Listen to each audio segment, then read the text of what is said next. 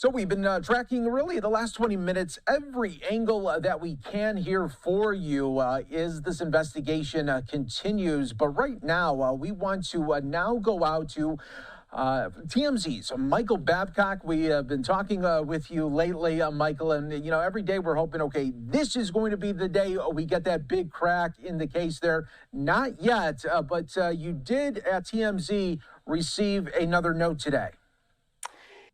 Hey, Mike, thank you for having me. I feel like Groundhog Day almost at this point because it was Wednesday, it was Thursday, it was Friday, and then it was Monday, and then again yesterday. We did, in fact, receive a note.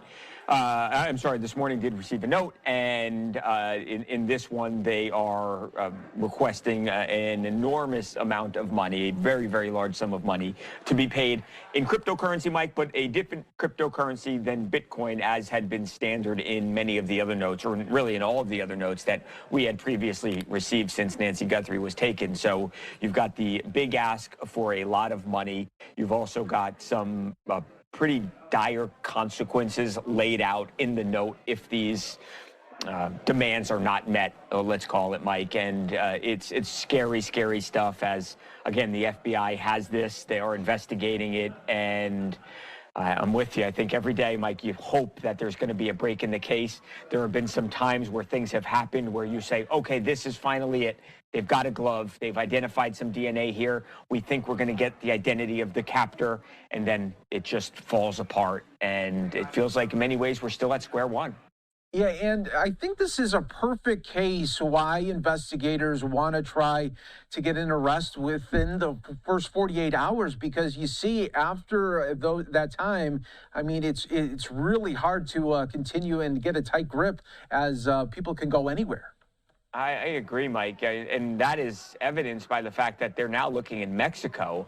We did a story a little bit earlier today that the FBI agents have been in contact with their counterparts in Mexico. When we're talking like federales, federal law enforcement in Mexico, and other agencies as well, and they are trying to connect and just see if they've got any information. Now, there is some reason at least to believe that Mexico could potentially be a place where they were headed. Obviously, Tucson is close in proximity to Mexico, but in some of these letters that we got last week on Friday and on Monday even, the person on Monday says, I know what I saw 5 days ago south of the border. On Friday, they said, be prepared to go international. So clearly this person who has been contacting us saying they know who the captor is, they have been alluding to something happening in Mexico. But with all of that said, they have, Mike, looked at many, many Border Patrol cameras, and they have yielded no results, nothing that would indicate that Nancy was taken over the border. Yeah, there's so many dead ends right now. And Michael, as these days continue to go on, we still see a lot of media attention, outside of Nancy Guthrie's home, local, national, really international, all there. But I got to ask you, when do you think this media buzz is sort of going to fade, unfortunately, and people are going to start packing up their bags and saying, if there's no news conferences happening, we're not going to stick around and just hope for a news release?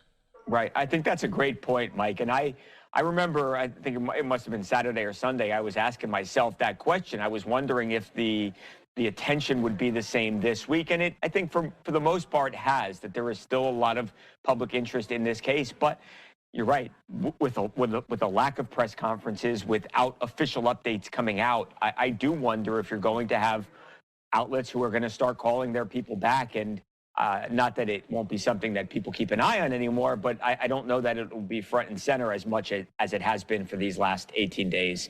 And I think we're probably getting close to that point because there is just a lack of updates coming out of Tucson. We're not getting much. And in the absence of that, I think we're getting close to that point.